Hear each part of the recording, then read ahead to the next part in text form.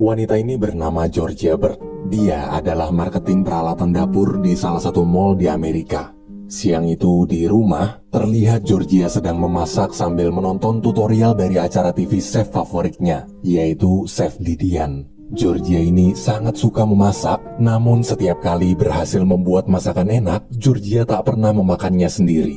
Ia hanya memfoto makanan tersebut lalu menempelkan fotonya ke dalam sebuah buku harapan. Kemudian makanan itu dia berikan pada anak tetangga yang bernama Darius. Saat menempelkan foto masakannya, Darius tak sengaja melihat buku harapan Georgia.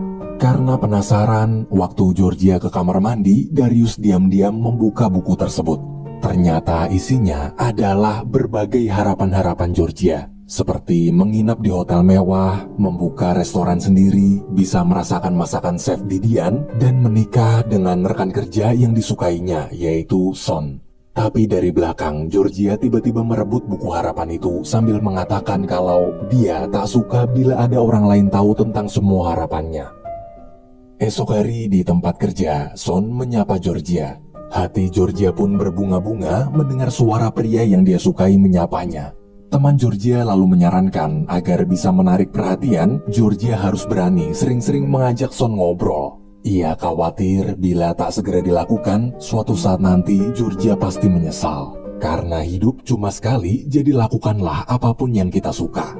Mendengar nasihat barusan, Georgia merasa ucapan temannya itu benar. Saat jam istirahat, Georgia pergi ke lantai tempat Son bekerja. Untuk basa-basi, ia lalu pura-pura menanyakan harga panggangan barbeque.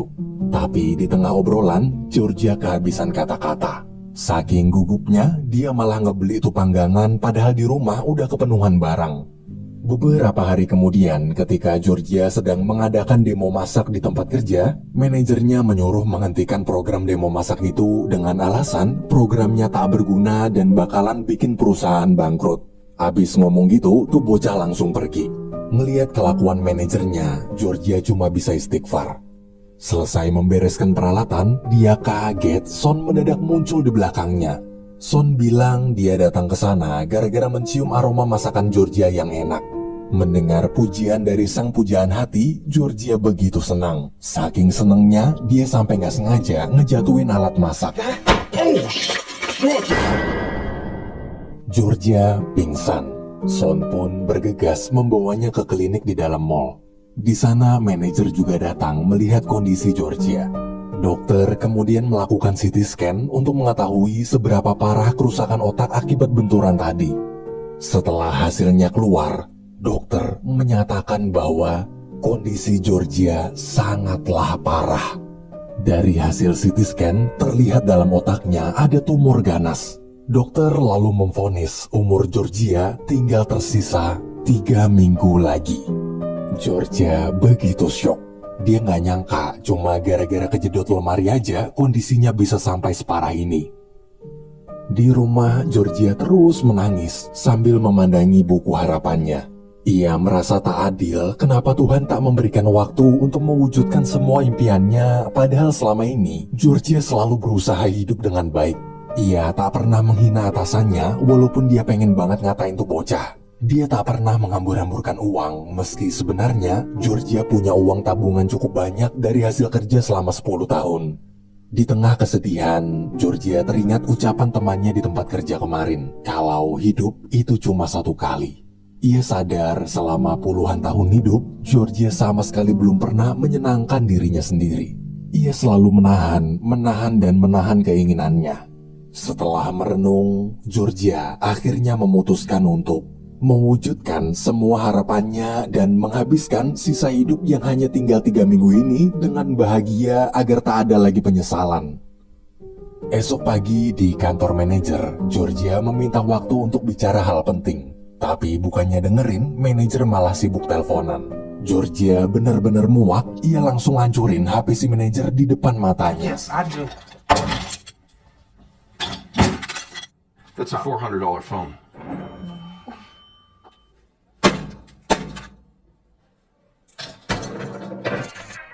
Setelah puas, Georgia lalu bilang bahwa mulai detik ini dia resign. Mendengar itu, manajer pun kaget. Karena penjualan Georgia di mall ini adalah yang paling tinggi dibanding karyawan lain, manajer sampai menawarkan kenaikan gaji 3 kali lipat asalkan Georgia nggak jadi resign. Sayangnya Georgia menolak kemudian pergi dari sana. Pas mau pulang, Son menghampiri Georgia untuk mengajaknya nonton pertandingan basket tim kesukaan mereka berdua yang akan diadakan 3 minggu lagi.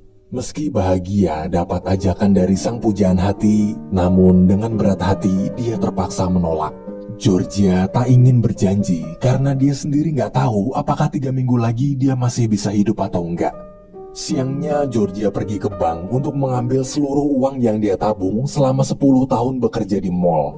Melihat semua tabungan itu ditarik, si customer service bank kaget. Ia lalu bertanya mau digunakan untuk apa semua uangnya. Georgia pun menjawab, I'm just gonna blow it.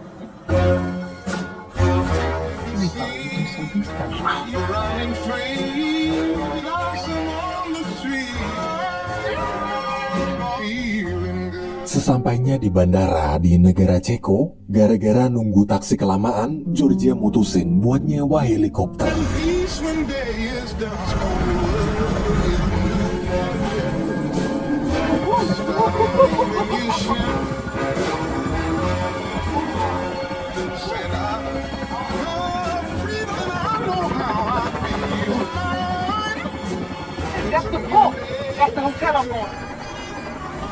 Di hotel untuk pertama kali dalam hidupnya, Georgia benar-benar kagum melihat interior yang begitu indah, serta bertemu tamu-tamu kaya lain dari berbagai negara.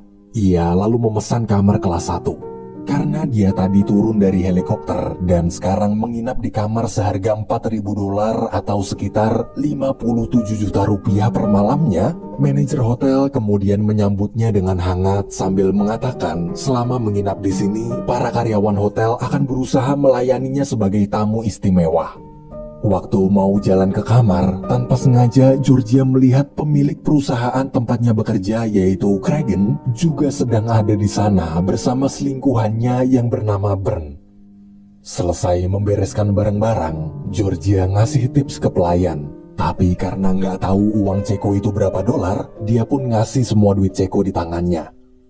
Esok hari, Georgia pergi ke toko baju mahal dan meminta karyawan di sana memilihkan baju khusus agar dia terlihat cantik saat makan malam nanti.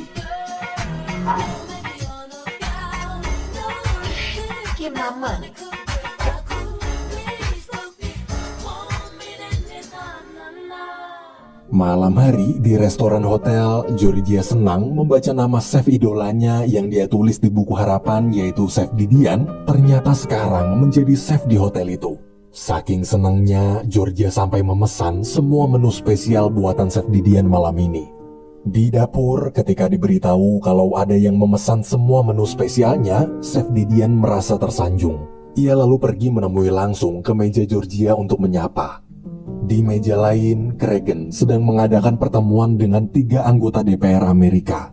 Ia berencana menyuap para DPR tersebut secara halus demi melancarkan proyek bisnis barunya. Melihat sang chef menyambut Georgia, para DPR pun kagum. Cragen di situ iri kenapa Chef Didian lebih memilih menemui Georgia padahal dia adalah tamu yang lebih penting. Pas mau ngambil minum, pelayan gak sengaja nyiram tangan Cragen. Cragen pun manggil manajer hotel terus nyuruh dia mecat pelayan itu. Keesokan harinya, semenjak memutuskan untuk menjalani sisa hidup tanpa penyesalan, hari-hari Georgia jadi jauh lebih menyenangkan. Dari dulu dia kepengen banget yang namanya main ski dan dia gak nyangka sekarang bisa terwujud. Di arena ski, pas instruktur lagi ngajarin, tiba-tiba Georgia meluncur ke tempat para pemain ski profesional. No, slow down! Stand there for timing!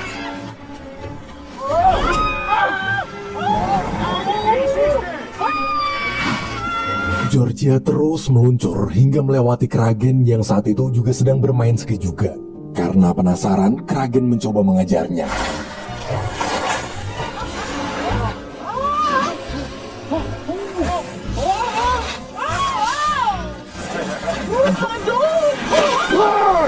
Please get off of my ski!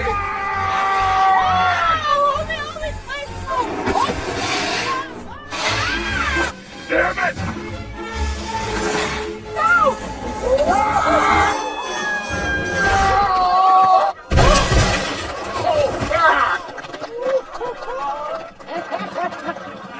Setelah puas bermain ski, Georgia pergi memanjakan diri ke tempat spa. Di sana dia pun merasakan bagaimana nikmatnya pijatan spa mewah bintang 5. Namun mendadak terdengar suara Bern sedang memaki-maki salah satu terapis gara-gara pijatannya terlalu keras. Georgia yang kasihan lalu menghampiri Bern kemudian memarahinya balik agar tak berkata kasar dan harus bisa lebih menghargai orang lain.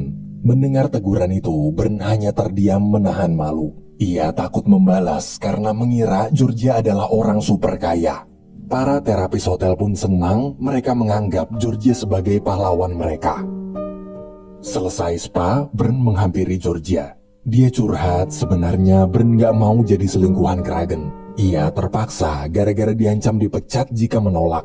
Bern takut bila nanti kehilangan pekerjaan, dia akan kesulitan mencari pekerjaan baru karena cuma lulusan SMA. Dengan santai, Georgia menyarankan agar Bern cuma tinggal kuliah aja lagi dari awal sampai lulus, maka masalah hidupnya bakalan selesai. Gak perlu harus jadi wanita simpanan pria hidung belang kayak Krager, dan harus mulai cari pria yang bisa cintain Bern setulus hati. Kalimat Georgia barusan membuat hati Bern terasa tenang. Ia nyaman curhat sama Georgia. Malamnya di restoran hotel, Bern mengajak Georgia bergabung ke meja mereka sambil memberitahu Kragen serta yang lain pasti juga akan ikut senang. Tapi mendadak pelayan menghampiri dan bilang kalau malam ini Chef Didian telah menyediakan meja khusus untuk Georgia. Georgia kemudian balik ngajakin mereka buat gabung pindah ke mejanya. Dengan senang hati, mereka semua pun gabung sama Georgia ninggalin Kragen sendirian.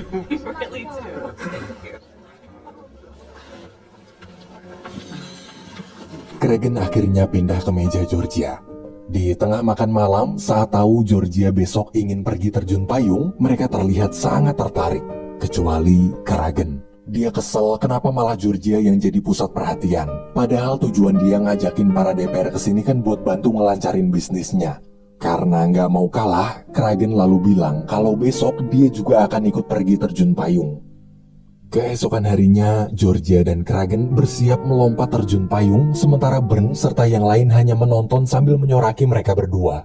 Kragen yang masih takut kemudian menyuruh Georgia melompat duluan. Perfect. Georgia berhasil mendarat dengan selamat. Melihat keseruan barusan, mereka semua pun menyemangati agar Kragen melompat menyusul Georgia. Tapi pas Kragen nanya apa ada orang yang pernah mati waktu lompat di sini, si instruktur ngejawab, banyak.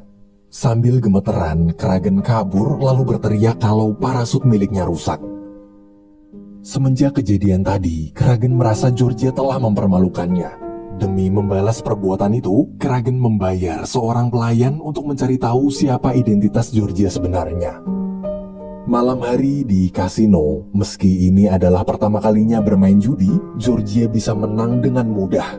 Bahkan Bern dan yang lainnya sampai ikut-ikutan masang taruhan di angka yang sama kayak Georgia. George is a lady lover. Red. Come on, 17 black. Don't know where to go. I'm full What was the number again? 17. 17. That's a lot of money. I know, huh? I'm in. Place your bets. Me too.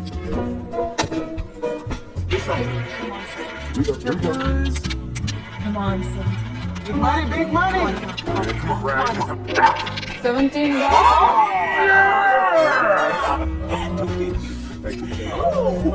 Madame MSC, place your bets. I was born on the 13th. 11. I lost my mama when I was 11. Please just place the bet. I love my mama. Oh, But my mama was born on the 17th. Madam, come on. Over here, get some of this luck. step. No more bets.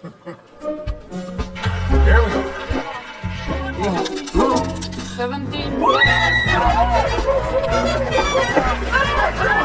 Georgia menang berturut-turut, padahal dia cuma taruhan di angka sama terus. Ketika dihitung, Georgia kaget ternyata total kemenangannya mencapai $100.000 atau sekitar 1,4 miliar rupiah. Padahal di awal dia cuma pengen ngabisin duit tabungannya buat ngelakuin semua hal yang dia suka. Duitnya malah tambah banyak. Georgia nggak nyangka sekarang dia jadi orang kaya beneran. Di waktu bersamaan, pelayan suruhan Kragen menggeledah barang-barang Georgia di kamar. Dari hasil penggeledahan, dia menemukan sebuah surat wasiat yang Georgia tulis untuk adiknya. Pada surat itu tertulis bahwa umur Georgia sudah tak lama lagi. Membaca surat tersebut, si pelayan merasa kasihan. Semenjak kehadiran Georgia di sini, semua pelayan hotel senang karena kebaikannya telah menghangatkan hotel mereka. Ia tak tega jika Kragen menjahati orang baik seperti Georgia. Paginya si pelayan mengembalikan uang Kragen kemarin sambil mengatakan kalau dia tak ingin ikut campur dengan urusan Kragen. Ia juga menyuruh agar Kragen tak mengganggu Georgia karena dia orang baik. Kragen di situ jadi makin penasaran siapa Georgia sebenarnya. Besok malam, Georgia diundang mengunjungi dapur Chef Didian. Betapa bahagianya dia, dulu cuma bisa mengagumi dari TV, namun kini Georgia bisa ikut memasak bersama Chef Didian langsung.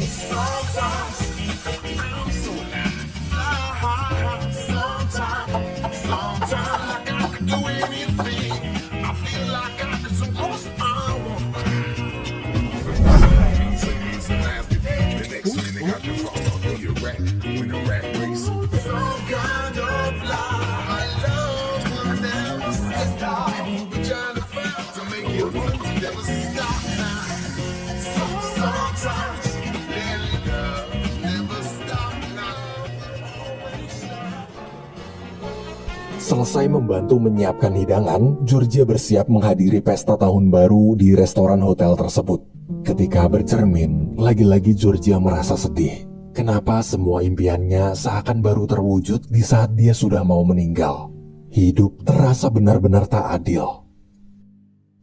Waktu sedang menikmati makan malam, Kragen mengatakan bahwa dia tahu siapa Georgia sebenarnya. Kemarin Kragen telah memerintahkan asistennya di Amerika untuk mencari tahu informasi soal Georgia. Dari hasil penyelidikan, ternyata Georgia hanyalah seorang sales peralatan dapur di perusahaannya. Ia tak sekaya, sepintar, bahkan sehebat yang mereka pikirkan. Mendengar ucapan Kragen, Georgia akhirnya membuka semua rahasianya.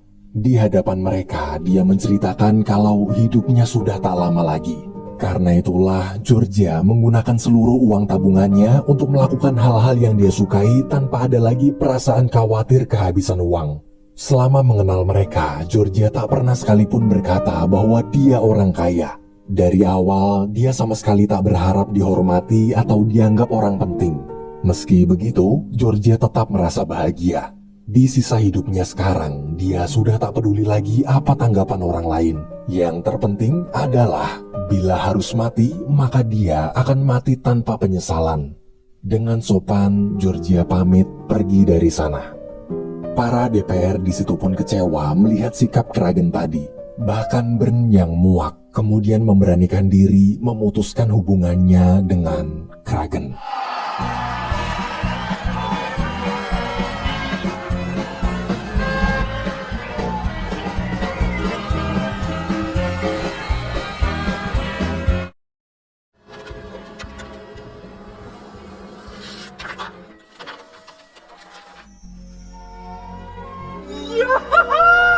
Bern lalu menemui Georgia dan mengatakan bahwa dia sudah memutuskan untuk melanjutkan kuliah agar bisa mendapatkan pekerjaan lebih baik sesuai saran Georgia. Waktu lagi asik ngobrol, pelayan memberitahu kalau saat ini Kragen sedang duduk di balkon atap lantai 4 hotel sambil mabuk parah. Mendengar itu, mereka berdua panik, kemudian bergegas pergi ke tempat Kragen. That's Kragen. What the hell's he doing? Sesampainya di balkon, Georgia nekat duduk menemani Kragen yang sedang frustasi. Oh, what's she doing out there? Oh my goodness. Georgia di situ mencoba menasehati, jika Kragen ingin dihormati, dia harus mengubah sikap sombongnya. Meski punya banyak uang, Kragen tetap harus menghargai perasaan orang lain. Dengan santai, Georgia menyarankan kalau Kragen frustasi karena proyek bisnis barunya gagal, maka dia tinggal mencoba bisnis lain. Kata-kata Georgia barusan akhirnya menyadarkan Kragen caranya memandang hidup telah salah. Dia sadar dia terlalu arogan serta selalu mengukur segala sesuatu dari sudut pandang uang. Di tengah obrolan, tiba-tiba terdengar suara Son memanggil nama Georgia. Son nekat datang menyusul ke Ceko setelah membaca buku harapan yang Georgia buang di tong sampah. Georgia! So what you doing here? How many people can get on that ledge? Son menjelaskan alasan kenapa dia datang jauh-jauh dari Amerika adalah untuk menyatakan perasaannya. Di atas balkon sambil dilihat banyak orang, dia berteriak menyatakan bahwa selama ini Son menyukai Georgia. Meski tahu umur Georgia sudah tak lama lagi, tapi sama seperti apa yang Georgia sedang lakukan sekarang, Son memilih untuk hidup tanpa penyesalan. Ia tak ingin kehilangan wanita yang dia cintai tanpa sempat memberitahu perasaannya. Di momen romantis itu, mendadak si pelayan kemarin muncul lagi. We're the only ones not up there. We should join them. Dengan gembira, si pelayan mengabarkan kalau barusan dia dapat surat dari dokter di klinik tempat Georgia diperiksa. Dalam surat tersebut tertulis, gambar hasil scan kerusakan otak Georgia sebelumnya itu salah. Ternyata mesin scan-nya lah yang rusak. Dari hasil pemeriksaan ulang, dokter menyatakan Georgia sehat total dan gak jadi mati. Betapa bahagia hati Georgia, ia tak menyangka kehidupan telah mengeprengnya. Meski begitu, Georgia sangat bersyukur. Akibat kejadian ini, dia jadi bisa hidup dan menua bersama dengan pria yang dia cintai. Beberapa bulan kemudian, setelah kembali ke Amerika, Georgia dan Son membuka sebuah restoran dibantu oleh sahabatnya selama di Ceko, yaitu Chef Didian. Restoran tersebut ramai gara-gara kisah cinta Georgia di negeri Ceko sebelumnya viral. Bahkan wali kota sampai datang ke sana. Semua yang tertulis di buku harapan Georgia benar-benar terwujud. Kini bukunya bukan lagi hanya sebuah buku harapan. Namun buku itu telah menjadi buku kenyataan. Film pun berakhir.